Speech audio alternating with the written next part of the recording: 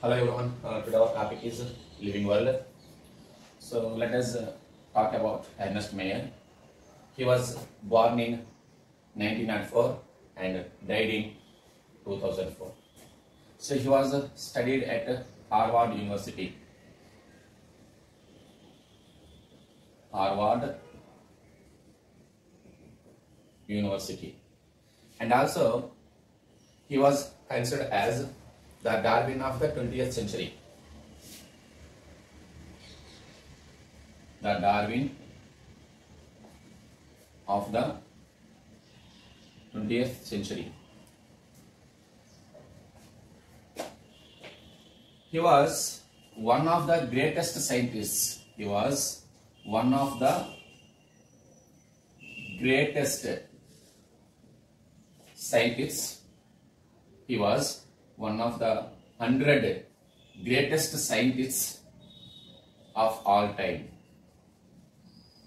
He was one of the 100 greatest scientists of all time.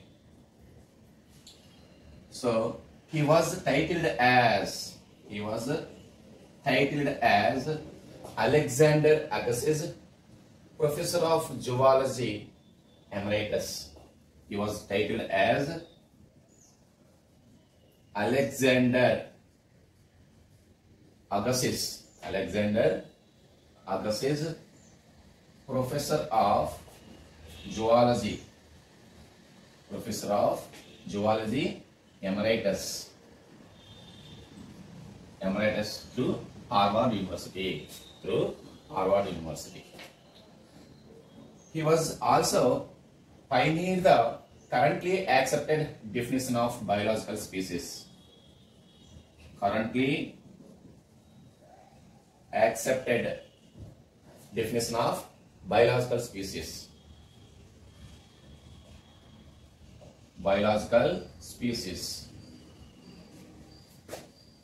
He was awarded the 3 prizes widely regarded as Triple Crown of Biology.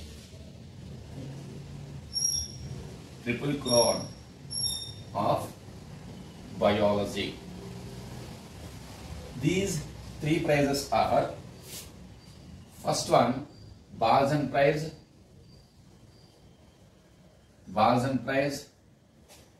in 1983, and second prize is International Prize for Biology, International Prize for Biology 1994, and third prize is Crawford Prize in 1999. Crawford Prize in 1999. Who considered as the Darwin of the 20th century? Ernest Mayr. Who titled as the 100? Who titled as the Alexander Agassiz, Professor of Zoology Emeritus? Ernest Mayr. Who one of the 100 greatest scientists of all time? Ernest Mayr. Who also pioneered the currently accepted biological species? Ernest Mayr. Who awarded the 3 prizes and widely regarded as the Triple Crown of Biology? Yes, Ernest Mayr. Ernest Mayr got the Balzan Prize in 1983. Ernest Mayr got the International Prize for Biology in 1994. Ernest Mayr got the Crawford Prize in 1999. Okay. So now I am coming to the next point. So biology is the science of life forms and living processes. Biology is science of life forms and living processes. So living organisms have unique features. So these unique features are growth, reproduction, ability to sense environment and self-replicate, metabolism, consciousness, emergency, and interactions. So let us talk about the unique feature of living organism is growth. So growth is occurs in all living organisms. So that is increase in mass, increasing number of individuals. These two are twin characters of the growth. Which of the following are twin characters of the growth? Increasing mass and increasing number of individuals are twin characters of the growth. In living organisms, growth is intrinsic property. In living organisms, growth is intrinsic property. And next one, growth occurs when rate of anabolism is higher than the catabolism.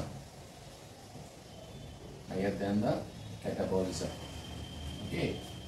So here growth occurs when rate of anabolism is higher than that of catabolism. Growth occurs.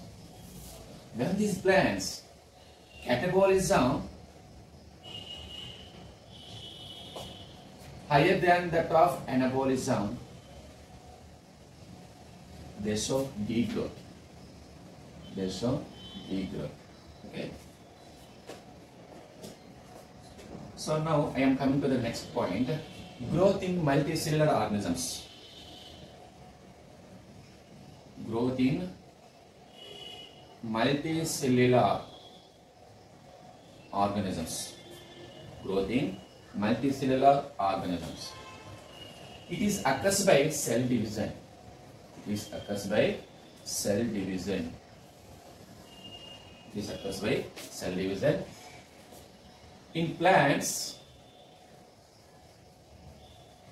In plants, cell division occurs throughout the life at specific locations that are meristematic tissues. In plants, cell division occurs throughout their life.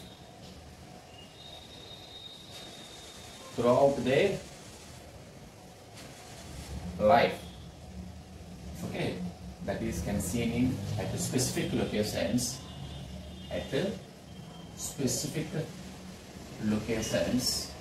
That are meristematic tissues. Growth in animals that occurs up to a certain age.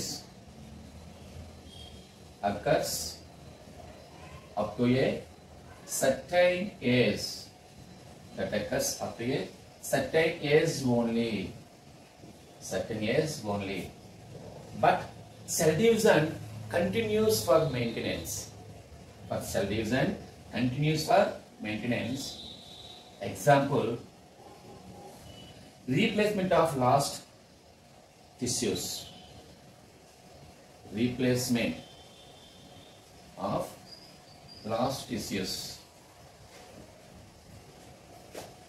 Now I am coming to the next point. Growth in unicellular organisms. Growth in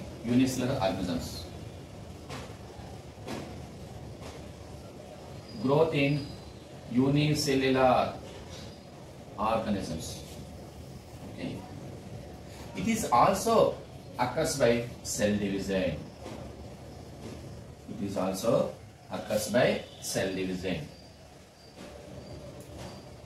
In unicellular organisms, growth and reproduction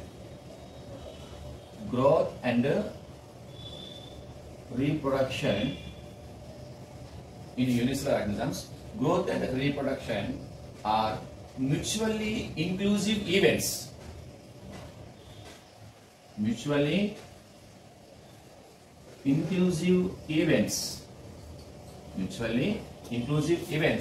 That means that occurs simultaneously.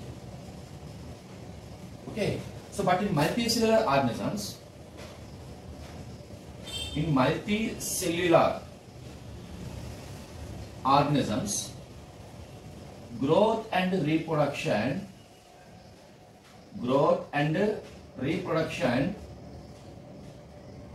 growth and reproduction are mutually inclusive events. Mutually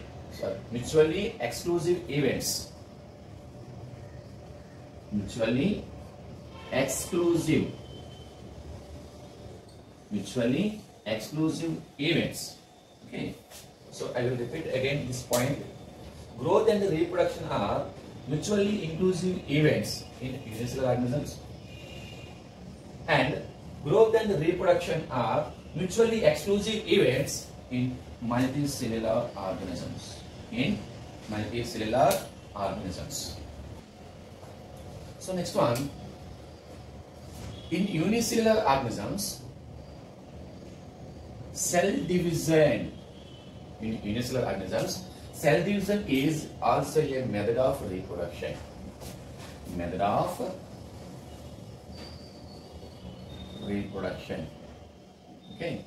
In unicellular organisms, cell division is also a method of reproduction.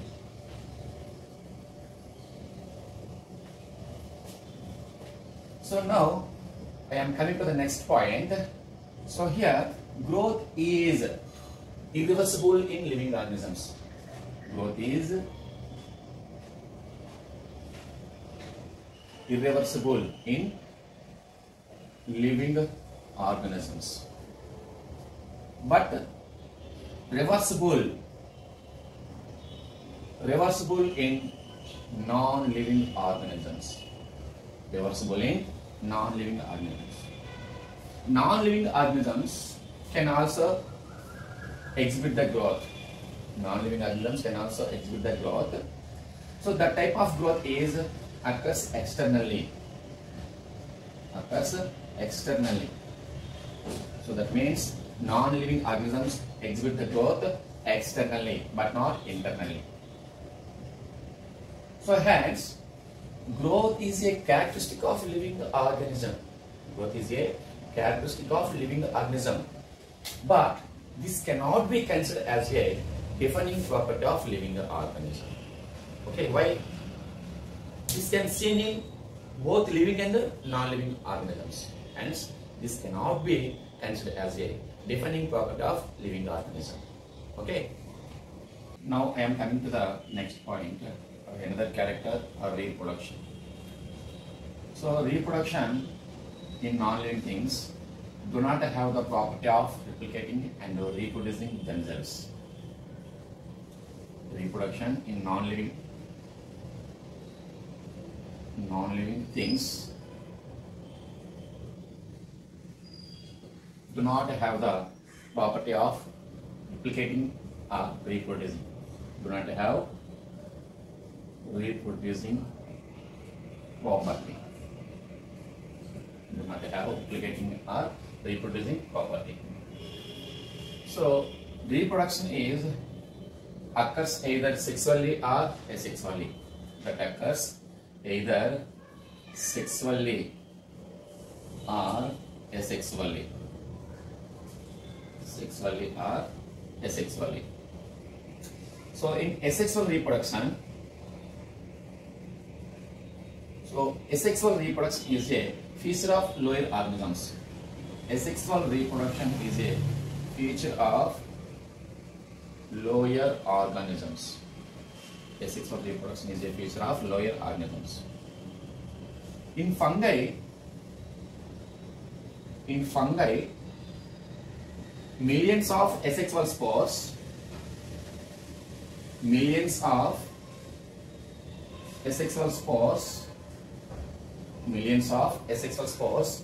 are produced in order to multiply and spread.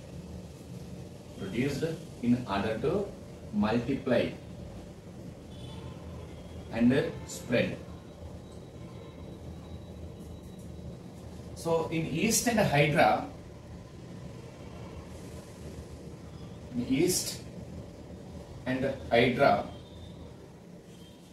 budding is a method of reproduction.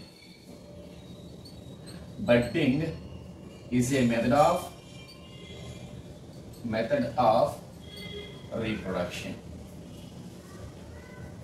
Next one, in planaria, fragmentation is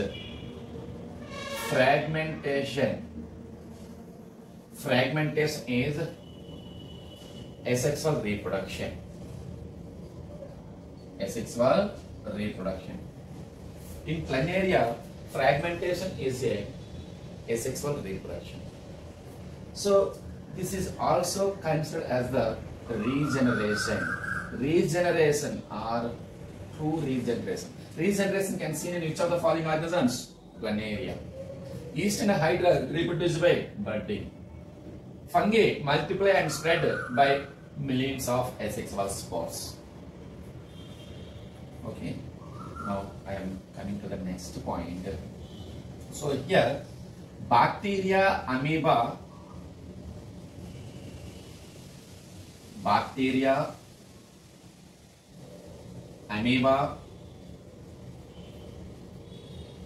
Euglena, Paramecium. These are all reproduced by binary fission.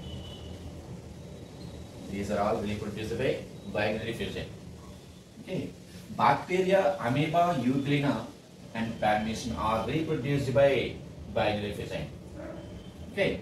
Sexual reproduction is commonly observed in higher plants and animals. Sexual reproduction is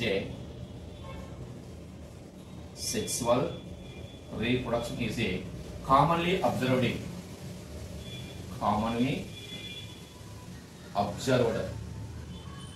in higher plants and animals. Higher plants and animals. Okay.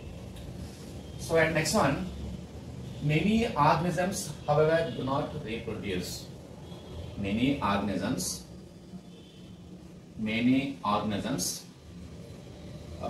however, do not reproduce.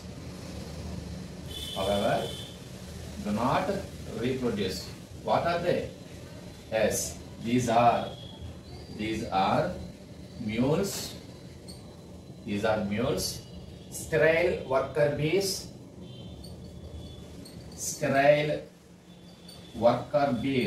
mules, sterile worker bees, infertile human couples,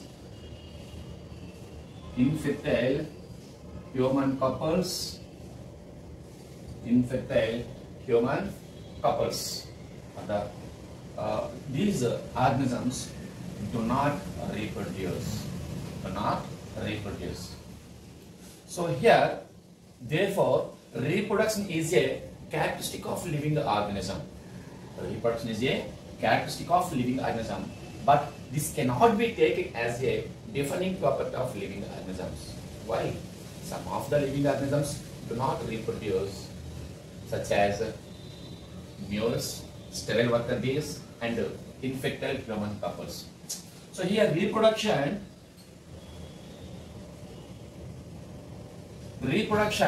cannot be an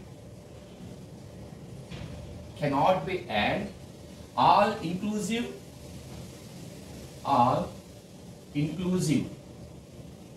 reproduction cannot be an all-inclusive defining characters of living organism. Defining characters of living organisms. So here I will create a neat level question here, that is statement level question. Reproduction can be an all-inclusive defining characters of living organisms. Is it right or wrong? Yes. Wrong statement. Which one is the right statement? Reproduction cannot be an all-inclusive defining characters of living organisms. This statement is most important for the NEET examination. Okay, thank you to all. Please subscribe my channel.